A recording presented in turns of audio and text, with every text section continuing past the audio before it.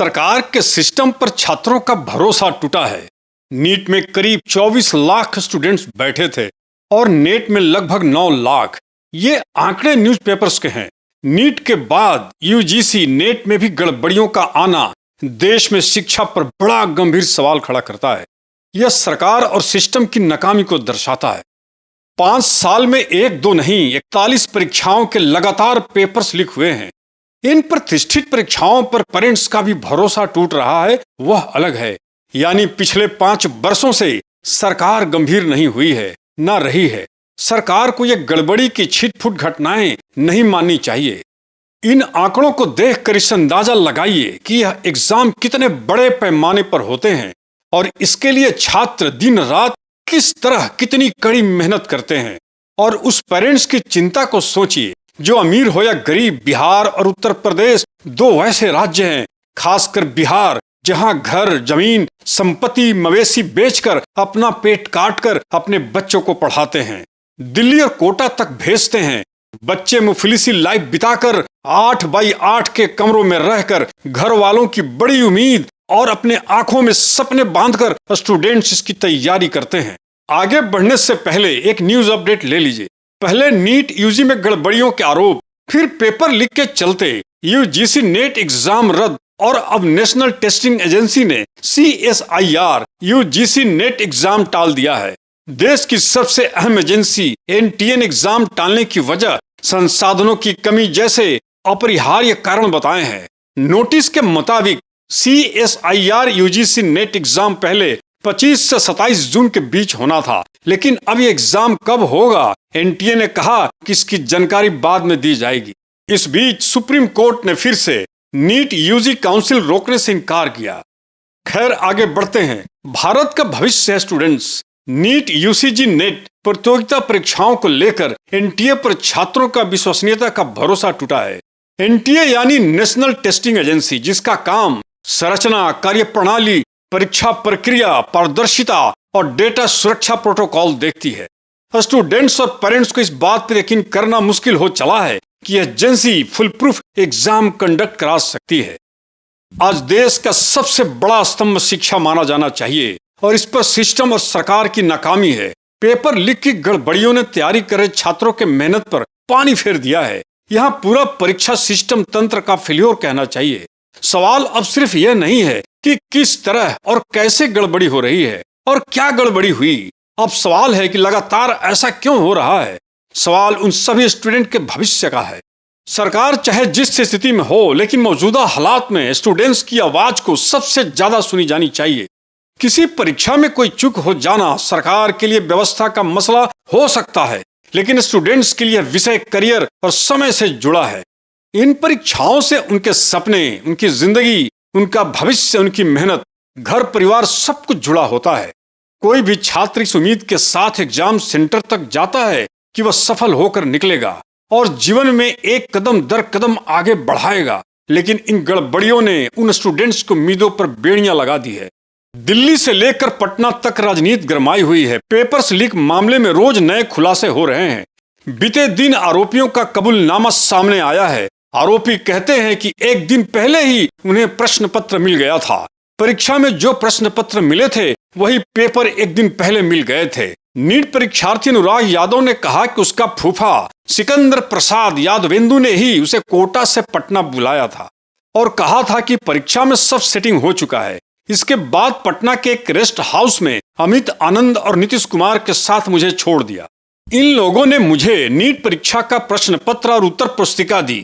रात भर में पेपर रटवाया गया। सिकंदर उद्दुवेंदु जो अनुराग के फूफा है, अमित आनंद का कहना है कि उसकी दोस्ती सिकंदर से है। सिकंदर ने बताया कि मेरे पास भी लड़का है जिसे आप परीक्षा में पास करा दीजिए, जो नीट की तैयारी कर रहा है। अमित आनंद ने कहा कि इसके बदले में 30-32 लाख रुपया लगेंगे, जिसके लिए सिकंदर तैयार हो गया। सभी को बुलाकर रात भर में पेपर रटवाया गया। अमित आनंद ने कहा कि सिकंदर के पुलिस द्वारा पकड़े जाने पर हम लोग भी पकड़े गए। क्वेश्चन पेपर के मिलान से गड़बड़ी का पता चला। यूजीसी नेट पेपर रद्द होने के सवाल पर केंद्रीय मंत्री ने कहा कि प्रथम दृष्टया पाया गया कि परीक्षा का पेपर डाक नेट पर आने की शिकायतें मिली थी। जिसके बाद जब यूजीसी नेट के मूल क्वेश्चन पेपर से मिलान किया गया तो स्पष्ट हुआ कि कुछ न कुछ गड़बड़ी हुई है, जिसके बाद सरकार ने बिना किसी देरी के यूजीसी नेट का पेपर रद्द कर दिया है और जल्द ही नई तारीखों की घोषणा की जाएगी। गृह मंत्रालय के तहत आने वाले national cyber crime threat analytics unit से परीक्षा के संबंध में इनपुट के बाद शिक्षा मंत्रालय ने पेपर कैंसिल किया था। प्रतियोगी परीक्षा पेपर्स में सेंध मारकर शिक्षा का घर ही भरभरा कर ना गिरा दें। ऐसा ही रहा तो विदेशों में हमारी शिक्षा पर सवाल और मान्यता पर भरोसा कहां तक टिकेगी कहना मुश्किल है। शिक्षा के साख पर दाग धब्बे लगेंगे, वह भी मिटाना मुश्किल होगा। क्या पता कोचिंग संस्थानों ने 12वीं के पेपर्स भी खरीद फरोख्त करते रहे हों, क्योंकि ज्यादातर कोचिंग संस्थानों में शिक्षक बिहार के हैं, लाखों की तादाद में स्टूडेंट भी बिहार के हैं। प्रत्येक कोचिंग संस्थानों में जो प्रतिस्पर्धा है वह अपने रिजल्ट्स के लिए कुछ भी साध सकते हैं, क्योंकि उनकी पहुंच राजनीतिक नेताओं तक है और कई एजेंसियों में ये घुले मिले रहते हैं। आज पैसे की लालच हर किसी के पास है और कामयाबी चाहे जैसे मिले। इस खेल में कोटा और दिल्ली में शिक्षा का शतरंज बिछा हुआ है और जो लड़के पैसे वाले हैं वही हैं मोहरे। और ऐसे प्रतिस्पर्धा के होड़ में कई संस्थान येन केन प्रकीर्ण पीछे नहीं रहना चाहते। सरकार को इस विषय को बड़ी गंभीरता से सोचने की आवश्यकता है। नीट और नेट से हम निकल आए और दिल्ली में जो कोचिंग के जाल फैले हुए हैं, यह नेटवर्क शिक्षा का नहीं, एक बड़े करप्ट व्यवसाय कहिए, धंधा कहिए, फैक्ट्री कहिए, उस तरफ लेकर जाता है। संस्थानों में प्रतियोगिता की होड़ है और इस होड़ में पेपर लीक के मामले में जड़ अंदरूनी सतह पर मोटे पैसे देकर यह काम चल रहा है। जब स्टूडेंट्स को कोचिंग के जरिए ही क्या पढ़ना है और क्या नहीं, और इससे ही कामयाबी मिलनी है और मंजिल तय करना है, तब स्कूल कॉलेज में दाखिला ही क्यों लेना। नीट के पेपर लीक को लेकर बिहार के पूर्व उप मुख्यमंत्री तेजस्वी यादव अब सवालों के घेरे में है। उनके निजी सचिव प्रीतम कुमार की भूमिका इस मामले में संदिग्ध है।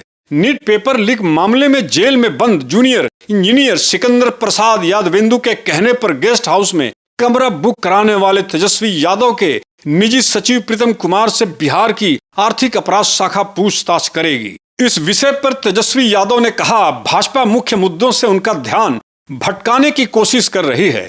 तेजस्वी ने आरोप लगाया कि बिहार में नीट पेपर लीक के मामले में मास्टरमाइंड मुख्यमंत्री नीतीश कुमार और अमित आनंद हैं। तेजस्वी ने कहा कि पेपर लीक भाजपा शासित राज्यों में हो रहे हैं, सरकार इनकी है और ये कार्रवाई कर सकते हैं। राहुल गांधी समेत विपक्षी नेताओं ने परीक्षाओं में अनियमितताओं के लिए सरकार की आलोचना किए हैं। मौजूदा सरकार गठबंधन की सरकार है, इसे हल्के में नहीं लेना चाहिए।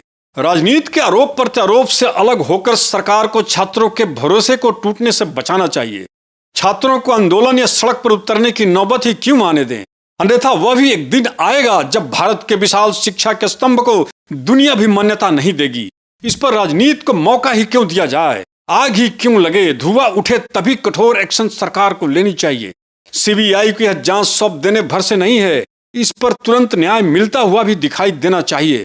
ऐसे तो कई केस सीबीआई को सौंपा जाता रहा है। नीट और यूजीसी नेट परीक्षा को लेकर विवाद के बीच केंद्र सरकार को लोक परीक्षा कानून 2024 की अधिसूचना जारी कर दी है। पेपर लीक रोकने के लिए देश भर में इसी पिछले कल शुक्रवार से लागू हो चुके लोक परीक्षा अनुचित संसाधनों की रोकथाम अधिनियम 2024 में 10 साल तक की जेल और 1 करोड़ तक के जुर्माने का प्रावधान है। इससे जुड़े अपराध गैर जमानती और गैर शमनीय होंगे। इस कानून के तहत पेपर लीक में शामिल लोगों की संपत्ति कुर्क भी की जा सकती है। Public examination prevention of unfair means act 2024 की एंटी पेपर लीक लॉ के नाम से भी जाना जाता है। इसका उद्देश्य परीक्षा में पारदर्शिता सुनिश्चित करना है। इसके दायरे में अथॉरिटी द्वारा करवाई की जाने वाली परीक्षा जैसे UPSC, SSC, Indian railway, ANT द्वारा आयोजित होने वाली परीक्षाएं और बैंकिंग की परीक्षाएं आएंगी। इस कानून के तहत प्रश्न पत्र या फिर उत्तर का लीक होना शामिल अगला है। इसके अलावा कंप्यूटर नेटवर्क के साथ छेड़खानी करने लेख अपराध के दायरे में आता है। आज बस वीडियो में इतना ही। अगर यह वीडियो अच्छा लगा हो तो कृपया लाइक करें, सब्सक्राइब करें, शेयर करना ना भूलें। नमस्कार।